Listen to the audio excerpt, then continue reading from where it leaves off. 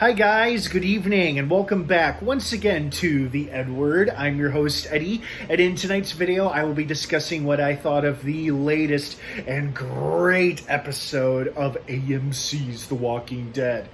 Whew, what an episode. Such a good episode. It had a little bit of everything.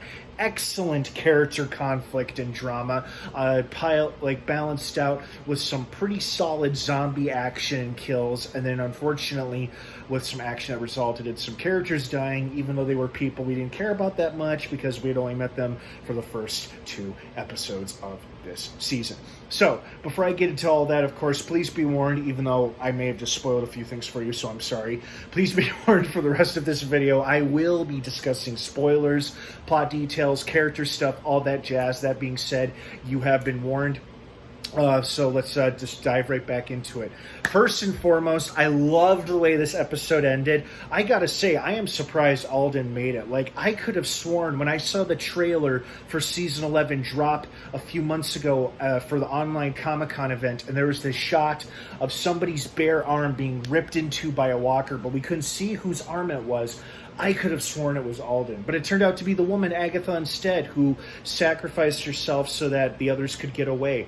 And I had Alden pegged as a dead man throughout this episode. I was so certain he was going to die. I'm glad he didn't. I like Alden just fine. I think he's a great character, so I'm happy he's still alive for now. But I just got to say, I am surprised that they did not kill him when they clearly had many, many chances to. But hey, at least he's still sticking around for now.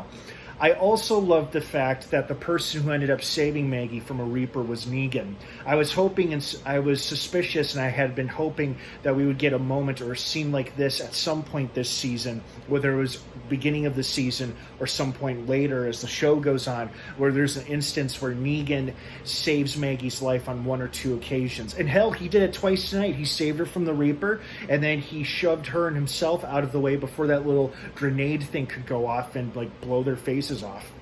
Of course, she still hasn't warmed up to him, shockingly. I loved that shot at the end of the episode where after Negan had bashed into Walker's head, his crowbar was dripping with blood, and he stops and turns around and sees Maggie, and she looks down at the crowbar, remembering what he did to her husband years ago. I also liked the fact that despite Maggie being in his face, and rightfully so, he did murder her husband right in front of her. I liked how she tried to pin all of this on him, even though if the group had never encountered Negan and the Saviors all those years ago, they still could have or would have met just another nasty group, or other shit would have inevitably hit the fan, and people may still have died, and who knows what would have happened. But so I see Maggie being both right and wrong in that sentiment about how none of this would have happened if it weren't for Negan.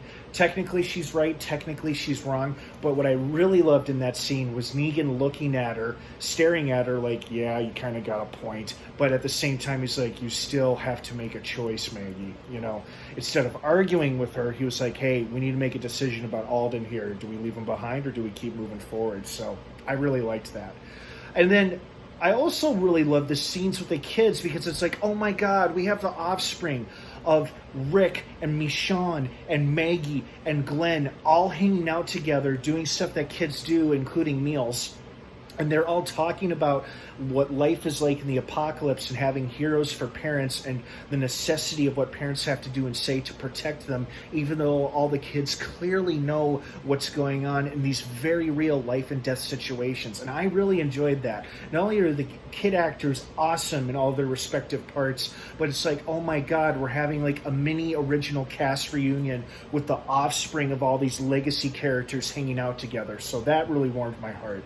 And then the whole horse hunting thing, I was like, okay, so are they trying to recapture these horses for transport, or are they actually capturing them to eat them? And sure enough, when Carol reluctantly killed that one horse towards the end, I'm like, oh my God, they are going to eat one. And then as the kids were talking about their weird food they were served, they knew or suspected it was horse. Fortunately, it looks like only one horse was needed to feed everybody, but it also was a good reminder of just how desperate and how incredibly starved everybody must be in Alexandria. But at least a couple of other horses remain, so that's nice. And then, wow, we'll talk about a throwback when Aaron was talking about the episode from like way back in season 5 when the group first arrived in Alexandria. Daryl and him went on a mission and tried to capture a Black Horse Buttons, who unfortunately was also torn apart by walkers and eaten, even though they tried to save him and bring him back to Alexandria, but didn't happen. So when he referenced that episode, I'm like, wow, talk about a throwback. That was from like 5 or 6 years ago. Holy shit. You know, it was just taking me back to that exact episode and moment. I was like, damn, hell of a callback there. So great episode overall. I'm really, really hoping that the Reaper storyline or arc, whatever you want to call it, carries throughout most of, if not all of the season. Because if the rest of our characters eventually make it to Commonwealth to join the 4 who are already there, I'm kind of hoping the Reapers follow them and it turns into like a more of like a bigger, brief all-out war type of deal, where then the Commonwealth has to get involved and eliminate the Reapers with our heroes, or just have the Reapers, you know, follow or encounter the rest of the group while on the road to Commonwealth. They kill all the Reapers and then they make it to Commonwealth. My point is that the Reapers are so scary and badass looking. I want them to be around for as long as possible. And thankfully, it looks like they are not done with the storyline yet, so that's good news. Not too surprised about the characters who were killed tonight. I was sorry to see them all go. I really like Duncan, you know, the not-so-gentle giant. Well, actually, he was a pretty nice guy. He just didn't like Negan. And it's hilarious seeing someone as tall and as big as Jeffrey Dean Morgan being physically manhandled by a guy twice his size, if not in height, definitely like in stature.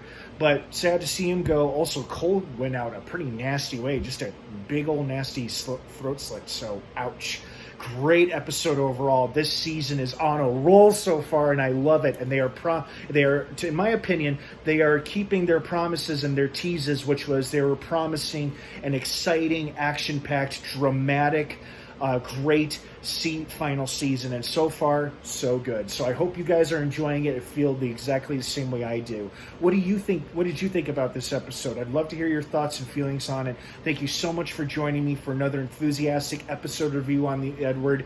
If you're not already subscribed, please subscribe as I continue to follow this show as I post new episodes every Sunday night on AMC. Have an awesome rest of your weekend, everybody. Stay cool and safe out there, and of course, until next time, may the Force be with you.